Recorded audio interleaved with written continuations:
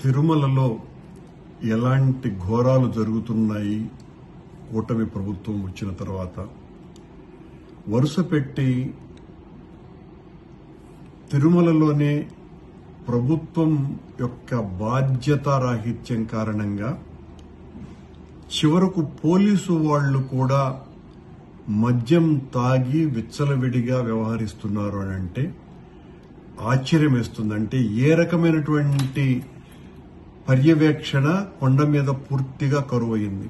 ఎంతసేపు మా మీద పడి ఏడవటం తప్ప గత ప్రభుత్వం అన్ని అక్రమాలు అన్యాయాలు ఘోరాలు చేసినాయి అని చెప్పుకోవటానికి ఈ సంవత్సరమంతా గడిచిపోయింది.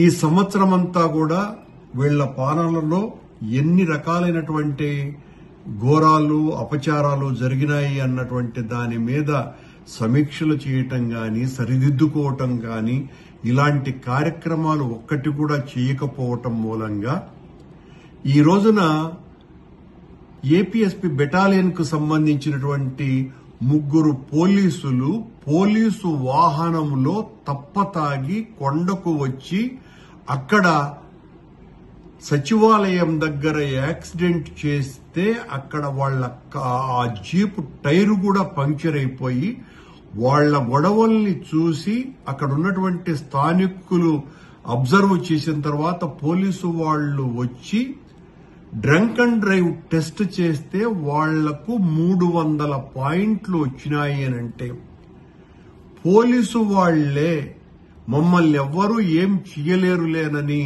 కొండ మీద ఈ రకంగా తప్పతాగి వస్తున్నారు అని అంటే ఇక ఏ రకంగా ఈ ప్రభుత్వం ధర్మ పరిరక్షణకు పూనుకున్నది, తిరుమల పవిత్రతను కాపాడాలని నిశ్చయించుకున్నది, గత ప్రభుత్వ ప్రక్షాళన చేస్తున్నాము అని నిరంతరం వాగుతూ కాలం గడిపినారు. నిన్న ఒక ముస్లిం యువకుడు ఆ కళ్యాణ మంటపం దగ్గర ప్రార్థన చేస్తే దీని వెనుక వైసీపీ వాళ్ళు ఉన్నారేమో అని ఎంత నీచంగా మాట్లాడుతున్నారు, ఎంత అన్యాయంగా వ్యవహరిస్తున్నారు. మీరు మీ హయాంలో జరుగుతున్నటువంటి తప్పులు జరగకుండా ఉండటానికి ఏం చెయ్యాలన్నటువంటి విషయాల పట్ల శ్రద్ధ వహించకుండా నిన్న ఆ రకంగా మాట్లాడాడు ఒక బోర్డు సభ్యుడు. ఆ బోర్డు సభ్యుడు ఇంత దారుణంగా మాట్లాడతారని ఊహించటానికి కూడా కష్టంగా ఉంది. ఈ రోజున 3 పోలీసు వాళ్లే ఏపీఎస్పీ బెటాలియన్ కు సంబంధించినటువంటి 3 పోలీసు వాళ్లు తప్పతాగి కొండ మీద వీరంగం చేసి అక్కడ డ్రంక్ అండ్ డ్రైవ్ లో దొరికినారు అని అంటే ఇక ఎవరు రక్షిస్తారు కొండని? ఎవరి పర్యవేక్షణ ఉన్నది?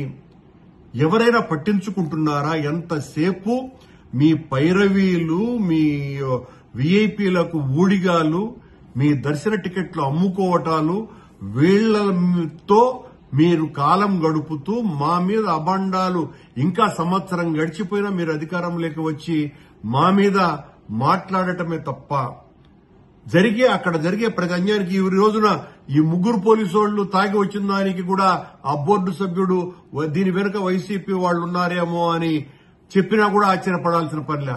దీని మీద కేసులు కడతాం, దీని మీద కఠినమైనటువంటి చర్యలుంటాయి అని నిన్న సంఘటన మీద ఆ బోర్డు సభ్యుడు మాట్లాడుతున్నాడు. అంటే నువ్వు కేసులు పెడితే భయపడేవాళ్లమా? అంటే దొంగ కేసులు పెడతావన్నమాట. నీ హయాంలో జరుగుతున్నటువంటి తప్పుల్ని సరిదిద్దుకునేటువంటి కార్యక్రమాలు చేయకుండా అక్కడ జరుగుతున్నటువంటి తప్పులని ఎత్తి చూపిన దానికి వైఎస్ఆర్ కాంగ్రెస్ పార్టీ నాయకుల మీద కేసులు పెట్టి జైళ్లలోకి పంపిస్తావా? ఎంత దారుణంగా ఉందండి.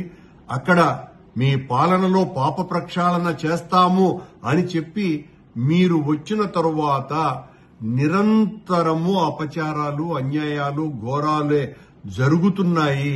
ఇప్పటికైనా కూడా దీన్ని సరిదిద్దుకోవాల్సిన బాధ్యత గుర్తెరగండి. నీచమైనటువంటి ఆరోపణలు చేయటం మానేయండి.